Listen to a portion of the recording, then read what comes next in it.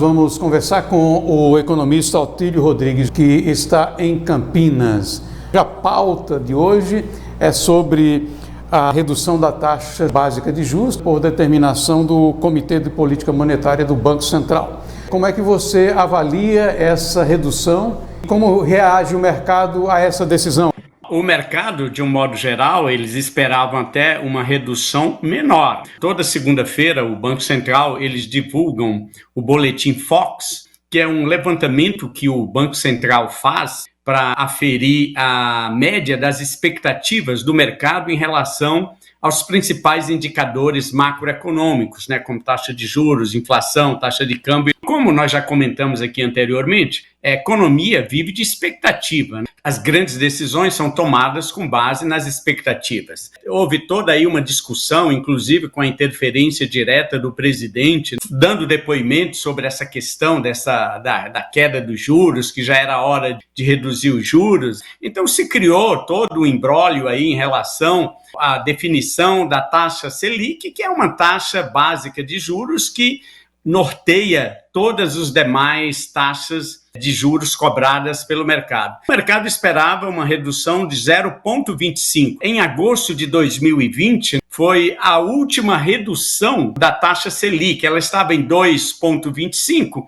foi reduzida para 2 pontos percentuais. No auge da pandemia de 2020 para cá, a taxa de juros Selic foi de 2% para 13,75%. Foram 12 reuniões de aumento e nas últimas 7 reuniões tinha simplesmente mantido esse patamar de 13,75%. O segundo comunicado que saiu do Copom ontem, eles tomaram essa decisão com base em 3 fatores, que é importante a gente mencionar, porque isso tem impacto direto nas nossas vidas. Ninguém deseja conviver com uma alta taxa de juros, a não ser os agiotas. A sociedade como um todo, ninguém deseja. E o Brasil pratica uma das mais altas taxas de juros reais do mundo. Só que a gestão da taxa de juros ela é importante para o controle da inflação, porque se a taxa de juros é ruim, é um remédio amargo, a inflação é muito pior, porque a inflação deteriora o poder aquisitivo das pessoas e quem mais sofre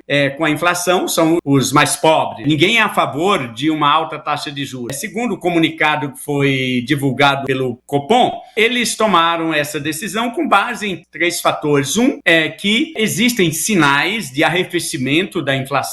Os índices que medem a taxa de variação dos preços, que é acompanhado mensalmente, em alguns casos até quinzenalmente, vem mostrando uma certa tendência de queda da inflação. Então esse é um fator que o Copom justifica a redução. Um outro fator é que está ocorrendo também, foi identificado, uma certa desaceleração da economia brasileira. Nos últimos levantamentos do crescimento do PIB, apesar que o PIB, que é o Produto Interno Bruto, a medição de todas as riquezas produzidas no país, cresceu e até surpreendeu, mas apesar disso, se observa uma certa desaceleração. Está crescendo ainda, mas está crescendo a taxas decrescentes. E com a desaceleração da economia, aliado também a uma tendência de queda dos índices inflacionários, cria-se as condições necessárias para se tomar essa decisão de redução da taxa de juros. Uma outra razão que justifica essa medida é que existe uma expectativa também otimista de aprovação do chamado arcabouço fiscal, o novo marco fiscal do teto ou do limite de gastos do governo. Isso deve ser aprovado agora em agosto, mas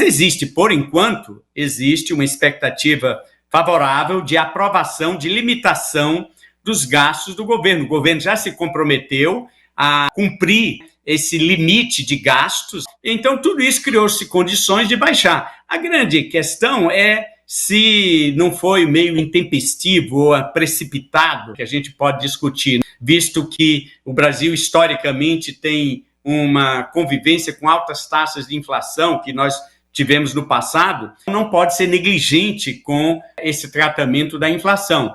Existe um certo consenso no mercado, tanto é que a votação do Copom expressou um pouco essa polêmica. São 9 componentes do Copom, todos eles expressaram seu voto favorável à redução da taxa de juros. Porém, Então, 4 dos componentes do Copom votaram favorável que a redução fosse 0,25 pontos percentuais. E outros 4 fizeram a opção para que reduzisse meio ponto percentual. E aí o Roberto Campos Neto, surpreendentemente, ele que dá o voto de Minerva, o voto para desempatar, votou a favor de meio ponto. Foi bom porque alivia um pouco as tensões políticas que não deveria existir, mas que contaminou essa discussão sobre taxa de juros. Então, Erivan, é mais ou menos esse o cenário em que aconteceu essa decisão de redução da taxa Selic. Qual é a consequência disso na concretude da vida do cidadão comum? Os juros, ele tem um impacto muito grande na economia. Primeiro, ele tem um impacto direto naquelas pessoas que estão endividadas, que tomaram empréstimos, que estão pagando financiamento, e a taxa de juros tem um impacto direto nisso. Embora, eu estava até dando uma olhada hoje aqui, como é que estão as taxas de juros praticadas no mercado?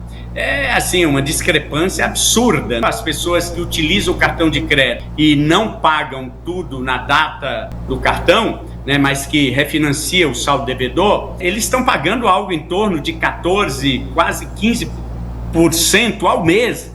Isso é uma extorsão, é um absurdo. Por que isso acontece no cartão de crédito, o juros ser assim lá na estratosfera? Exorbitante, né? É boa questão. Essa é uma discussão que todo mundo fala, mas nunca a gente teve uma resposta objetiva. As administradoras de cartão, normalmente são grandes bancos e grandes empresas que administram o cartão de crédito, eles dizem que isso é por conta da inadimplência. Mas como é que explica?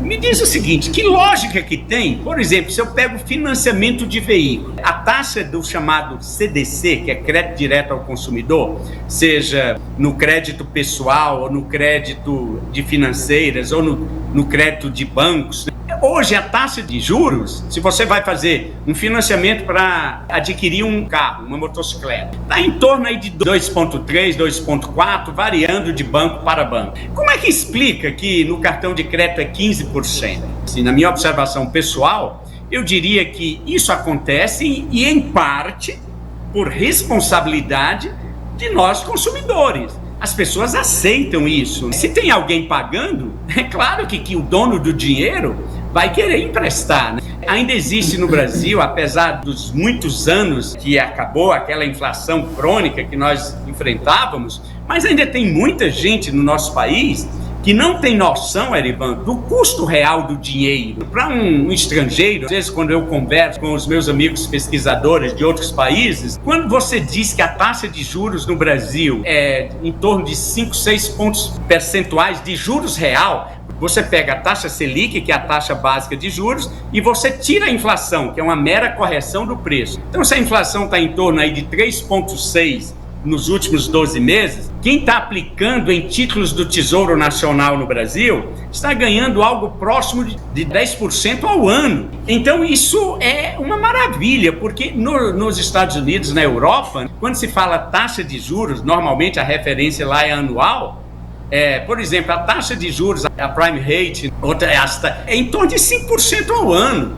Aqui é 13,75%. Os estrangeiros não entendem essa falta de percepção que o brasileiro tem a respeito do juro. Nós temos o maior juro real do mundo. A gente se habituou a conviver com isso. O cartão de crédito é o campeão, mas tem o cheque especial também, que não fica muito atrás, é ali, não explica aqueles detentores de dinheiro, que no caso os bancos são intermediários. Se você aplicar o dinheiro no banco, lá, que ele pega aquele dinheiro para emprestar depois, você que é investidor e aplica o dinheiro no banco, você não ganha 1% ao mês. E aí o banco cobra 12%, 13% no cheque especial ou 14%, 15% no cartão de crédito. E como explicar essa diferença? Por isso, o sistema financeiro brasileiro é um dos mais lucrativos do mundo. Tem gente que se submete ao agiota, pagando juros até mais altos. Em casos especiais, não vamos discutir isso, né? Mas quando você olha a economia como um todo e o número de pessoas que utilizam cartão de crédito e pagam juros no cartão de crédito e utilizam o cheque especial e pagam juros no cheque especial, não é lógico, não é racional. É essa avaliação que eu faço.